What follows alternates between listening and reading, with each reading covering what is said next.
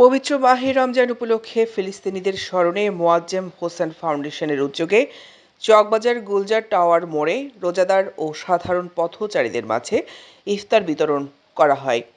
চকবাজার থানা স্বেচ্ছাসেবক দলের সদস্য আমির মাহমুদ খসরু রাজুর সভাপতিত্বে এতে প্রধান অতিথি হিসেবে উপস্থিত ছিলেন চট্টগ্রাম মহানগর বিএনপির সদস্য মাহবুব রানা।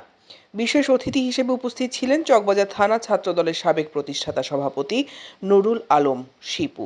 এতে আরও উপস্থিত ছিলেন কাপাসঘোলা ইউনিট বিএনপির সাবেক সভাপতি এস.এম. সিরাজ, চট্টগ্রাম মহানগর ছাত্রদলের সাবেক সহসভাপতি, হিন্দু বৌদ্ধ খ্রিস্টান ঐক্য কল্যাণ ফ্রন্ট চট্টগ্রাম মহানগরের সদস্য সচিব বাপ্পি দে, চকবাজার থানা ছাত্রদলের সদস্য সচিব ইমরান লিটন, চকবাজার থানা স্বেচ্ছাসেবক দলের যুগ্ম আহ্বায়ক ইলিয়াস জিকু, চকবাজার থানা যুবদল নেতা কামাল আলম, আফসার রানা, চকবাজার থানা ছাত্রদলের সদস্য প্রান্ত বসাক, চকবাজার ওয়ার্ড ছাত্রদল নেতা তারেক ফাহিম সহ নেতৃবৃন্দ।